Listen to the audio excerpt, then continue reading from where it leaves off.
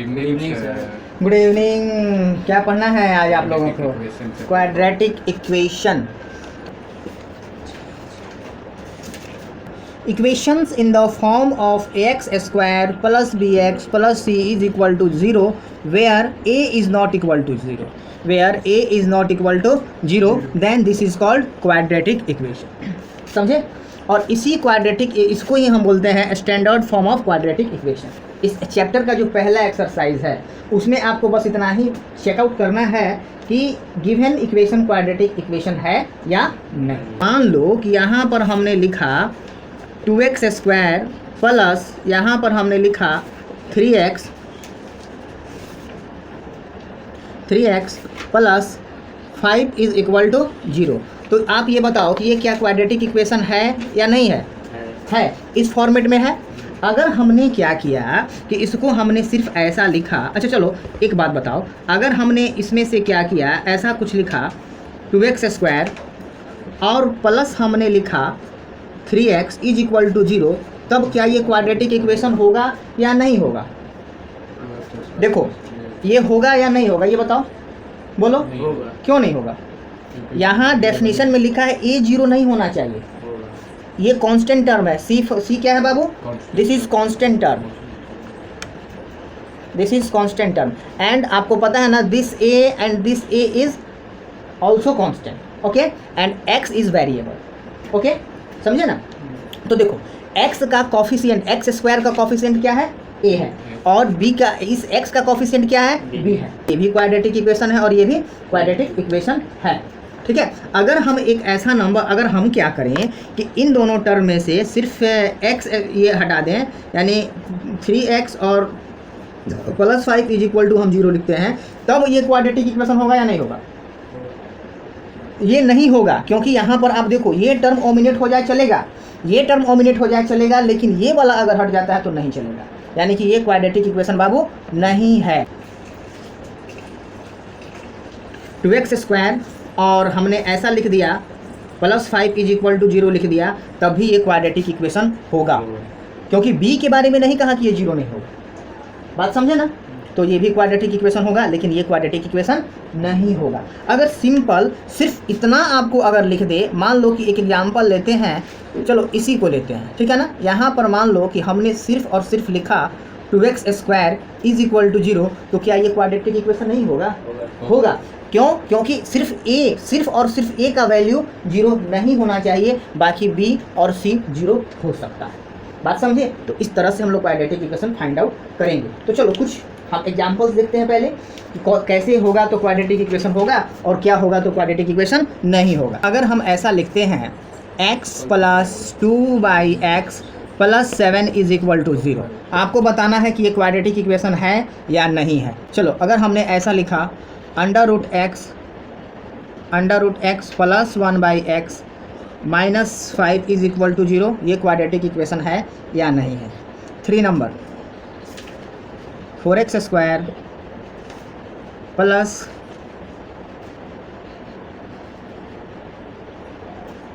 7 is equal to 0। अब बताओ तो क्वाड्रेटिक इक्वेशन कौन सा है कौन सा नहीं है? 3 नंबर है, फर्स्ट वाला नहीं है। फर्स्ट वाला नहीं है। अगर आप इसको सॉल्व करोगे, फर्स्ट वाला है, यहाँ पर क्या हो जाएगा? X square plus 2 plus 7x is equal to 0, तो ये क्वाड्रेटिक इक्वेशन है। यहाँ देखो ये क्वाड्रेटिक इक्वेशन है या नहीं है? नहीं है। तो इसको जब हम सॉल्व करेंगे तो हमको जो आएगा वो कुछ इस तरह आएगा, x और इंटू एक्स का पावर 1/2 और फिर क्या प्लस 1 और माइनस 5x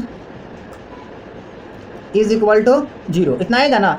इन दोनों को आप मल्टीप्लाई करोगे तो x का पावर 3/2, तो क्या पावर जो है वो 3/2 हो सकता है?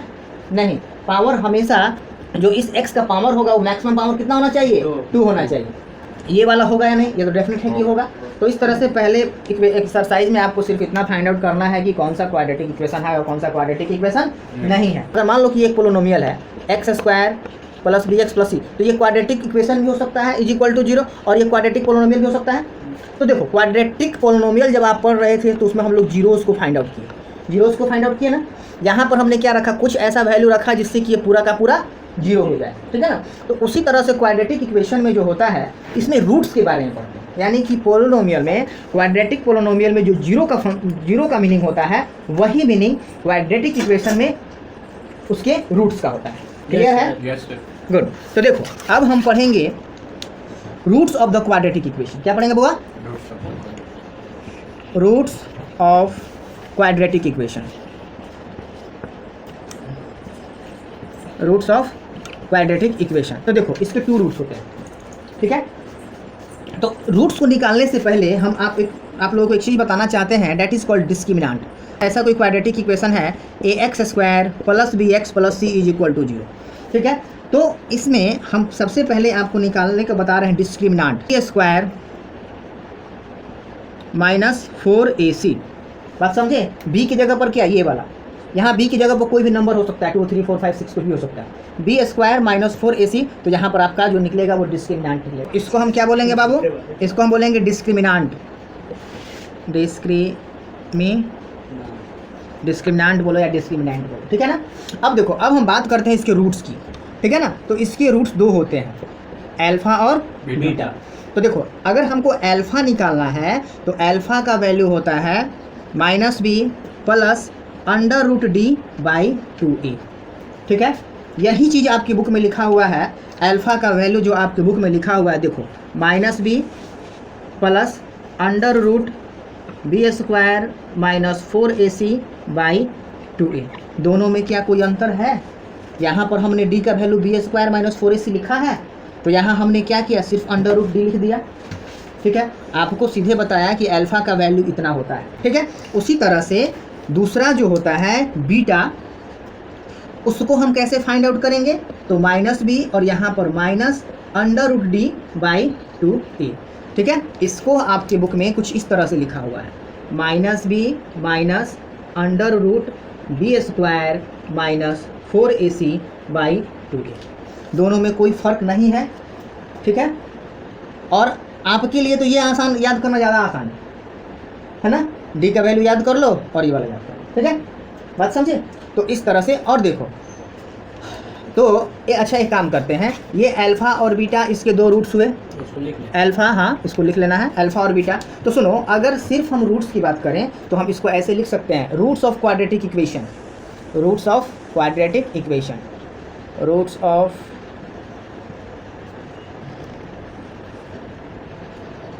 Quadratic equation. तो हम क्या लिखेंगे? Roots of quadratic equation is equal to, आपके बुक में कुछ ऐसा लिखा हुआ है, -b +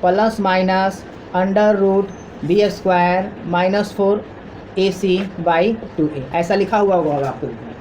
जब प्लस रखेंगे तो अल्फा निकलेगा, जब माइनस रखेंगे तो बीटा निकलेगा। यानी कि इस चीज़ को हम अपने इस टर्म में कैसे ट्रांसफर कर सकते हैं बउआ?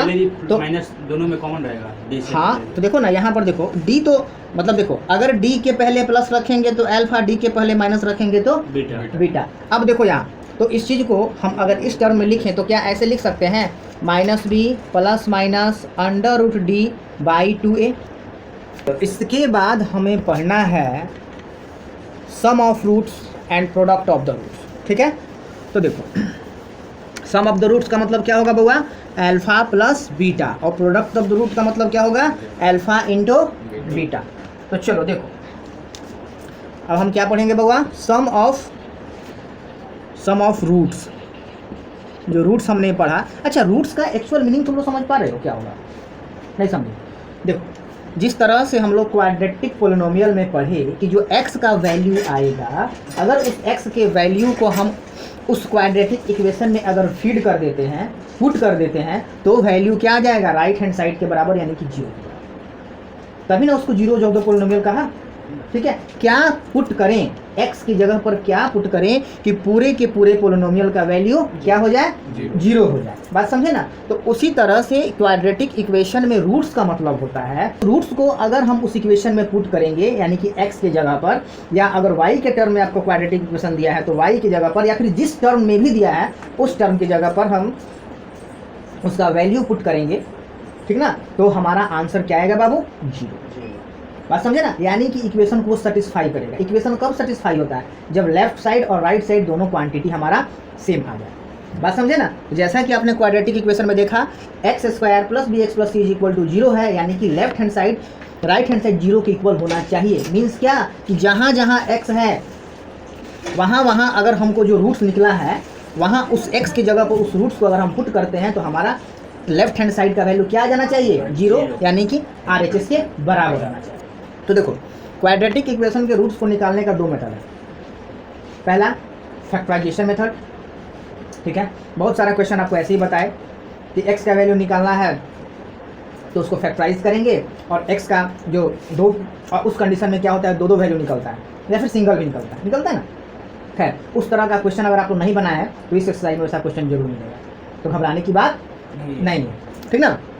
तो देखो और दूसरा मेथड होता है जो आपने 8th क्लास में फैक्टराइजेशन सीखा था ना, मिडिल टर्म को स्प्लिट करके सीखा था ना, मिडिल टर्म को स्प्लिट करके उसी तरह से। लेकिन सोचो कि अगर कोई इक्वेशन हो, क्वाड्रेटिक इक्वेशन हो और उसका मिडिल टर्म स्प्लिट ही ना हो तो क्या होगा? तो उसके लिए यह हम फॉर्मूला पढ़ते हैं अल्फा और beta. Sum of the roots का मतलब क्या होगा? अल्फा प्लस बीटा, तो इसका वैल्यू होता है -b/a। सेकंड है product of the roots, product of roots. तो प्रोडक्ट ऑफ रूट्स का मतलब क्या होगा बउआ? Alpha into beta. Alpha into beta मतलब क्या? c/a, ठीक है। ये फॉर्मूला आपको याद रहेगा ना? अच्छा सुनो, अगर ऐसा क्वेश्चन दे, आपको क्वेश्चन दे कि एक क्वाड्रेटिक इक्वेशन की 2 रूट्स हैं और दोनों के दोनों रूट्स आपको दिए हुए हैं, यानी कि अल्फा का वैल्यू दिया हुआ है और बीटा का वैल्यू दिया हुआ है, और फिर आपसे कहता है find out that quadratic equation, तो बताइए वो क्वाड्रेटिक इक्वेशन क्या है? पहले क्या दिया आपको? क्वाड्रेटिक इक्वेशन दे दिया और बोला कि रूट्स फाइंड आउट करो। तो आपके पास 2 मेथड है, या तो उसको फैक्टराइज करोगे, फैक्टराइज करके एक्स का वैल्यू निकालोगे, और अगर वो फैक्टराइज नहीं होने वाला है तब आप क्या करोगे बाबू? अल्फा और बीटा का वैल्यू निकालोगे और इस तरह से आप उसका रूट्स फाइंड करोगे। लेकिन क्वेश्चन को उल्टा कर दें और आपसे पूछिए कि क्वाड्रेटिक इक्वेशन है, एक क्वाड्रेटिक इक्वेशन दिया गया है, उस क्वाड्रेटिक इक्वेशन में जो है अल्फा का वैल्यू ये है और बीटा का वैल्यू ये है, यानी कि उसका एक रूट ये है और दूसरा रूट ये है। अब आपको बताना है कि वो क्वाड्रेटिक इक्वेशन क्या होगा, तो वो कैसे फाइंड आउट करेंगे? तो उसका एक बहुत अच्छा फॉर्मूला है जो हम यहाँ लिखने जा रहे हैं, ठीक है। आप लोग इसको लिख लिए? लिख लिए? चलो क्या लिखेंगे? If roots are given, roots are given दिया हुआ है, देन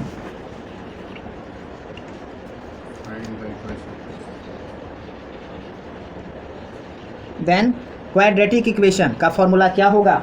तो देखो फॉर्मूला होगा x square minus alpha plus beta into x plus alpha into beta is equal to 0, ठीक है। इस फॉर्मूला का आप यूज़ करेंगे और आपको वो क्वाड्रेटिक इक्वेशन निकल जाएगा। कब? जब आपको रूट्स दिया हुआ है तब, ठीक है। अब सुनो, आप लोगों का होमवर्क क्या है? आप लोगों का होमवर्क है, आप लोग 3 पॉइंट कौन एक्सरसाइज 3 है या 4 है? ये 4 है। 4.1 और 4.2 सॉल्व करके आओ। जो भी आपका डाउट होगा उसको यहाँ पर हम सॉल्व करेंगे। ओके, तो आज की क्लास में बस इतना ही। Thank you sir, thank you, welcome.